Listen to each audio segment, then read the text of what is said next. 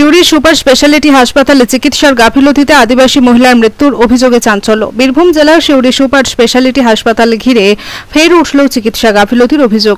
পরিবারের দাবি, চিকিৎসার অবহেলার কারণে মৃত্যু হয়েছে এক আদিবাসী মহিলার। মৃতার নাম ঝুমা কোড়া। পরিবার সূত্রে জানা যায়, 4 দিন আগে দুবরাজপুরের একটি ইটভাটায় কাজ করার সময় হঠাৎই তার পায়ে ইট পড়ে গুরুতর আঘাত লাগে। সেই সময় ব্যথা অসহনীয় হয়ে ওঠায় প্রথমে স্থানীয়ভাবে চিকিৎসা করা হলেও অবস্থার অবনতি হওয়ায় গতকাল দুপুরে তাকে ভর্তি করা হয় সিউড়ি সুপার স্পেশালিটি হাসপাতালে। অভিযোগ, হাসপাতালে ভর্তি হওয়ার পর থেকেই তাকে সঠিকভাবে চিকিৎসা দেওয়া হয়নি। পরিবার দাবি করেছে, আজ সকালে ঝুমাকে একটি ইনজেকশন দেওয়ার পরই তার মৃত্যু হয়। এর জেরে ক্ষুব্ধ আত্মীয়রা হাসপাতাল চত্বরে বিক্ষোভ দেখাতে শুরু করেন। মুহূর্তে উত্তেজনা ছড়িয়ে পড়ে গোটা এলাকায়। আমার মেয়ে, যখন আমি ডাক্তারকে জিজ্ঞাসা করছি, স্যার বলুন কি হয়েছে মেয়েটার, যদি কোনো অসুবিধা হয়ে থাকে তাহলে আমাকে আমার কাগজ লিখেতেন, আমি বাইরে থেকে আমি ওষুধ নিয়ে আসবো। আর মেয়েটার আমি ওই পাটা খানিক, বুঝতে পেরেছেন তো, পেছন পেছন দিয়ে কারকে আমি রাত্রিবেলা 4 বার গেছি। দিদি মানে আমাদের হাতে পায়ে ধরছি, একটু ট্যাবলেট দেন, মেয়েটার আমার খানিক জ্বলনটা সহ্য হবে, কিন্তু আমাকে কেউ দেয় নাই। কেউ আমাকে দূর দূর করে সব তাড়িয়ে দিয়েছে। 4 বার গেছি, 4 বার কেউ আমাকে ইঞ্জেকশন দিল না। সকালবেলায় যখন ইঞ্জেকশনটা দিল, খানিকক্ষণ পরে আমার মেয়ে যখন বললো যে মা আমাকে কিরকম লাগছে, কেন কিরকম জল খাবে তুই মা, চোখ আমার অন্ধকার হয়ে গেল, ধাঁধু হয়ে গেল। খানিকক্ষণ পরে মেয়ের আমার জীবনটা ওরা হারিয়ে দিল। তো ডাক্তার আমাকে একটুকু বললো না যে আমি যদি না পাচ্ছি তাহলে আমাকে অন্য ডাক্তার দিয়ে আমার মেয়ের চিকিৎসাটা করাইতো, কিন্তু সেইটুকুনটা আমার মেয়ে করতে দিল না।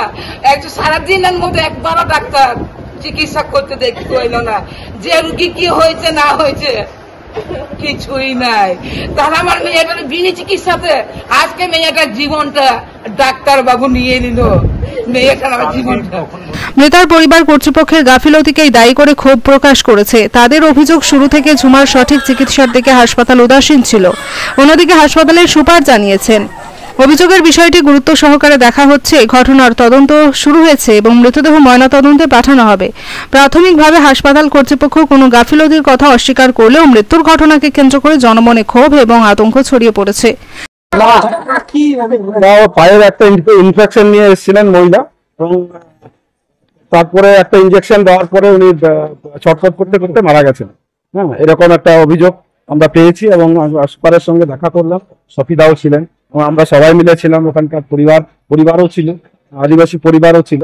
একটা বড় খুব ভয়ঙ্কর একটা ঘটনা ঘটছে এখানে। কেউ পায়ে লেগেছে, ইটভাটাতে কাজ করতে গিয়ে পায়ে লেগেছে, পায়ে লেগে যদি একটা ইনজেকশন দিয়ে যদি লোক মারা যায়, তাহলে এরকম হসপিটাল তো আমরা চাইনি, এটা আশা করিনি। একটা অভিযোগ আমরা একটা সুপারকে বলছে যে কালকে বিকেল থেকে আজকে সকাল 7টা পর্যন্ত কোনো ডাক্তার দেখেনি, এরকমই অভিযোগ আমরা সুপারকে জানিয়েছি। সুপার উনি বললেন তদন্ত করে উনি দেখছেন এবং আমরা একটা লিখিত জমা দেব।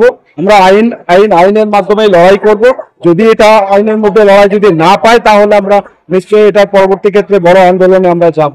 এক তরুণী আদিবাসী শ্রমজীবী মহিলার আকস্মিক মৃত্যুতে পরিবারে নেমে এসেছে শোকের ছায়া। স্থানীয় মানুষজন ও হাসপাতালের ভূমিকা নিয়ে প্রশ্ন তুলেছেন। চিকিৎসার অবহেলা ঘিরে ফের একবার স্বাস্থ্য পরিষেবার মান নিয়ে উঠছে বড় প্রশ্নচিহ্ন। আমিন নাশিদের রিপোর্ট, জনকণ্ঠ টিভি নিউজ।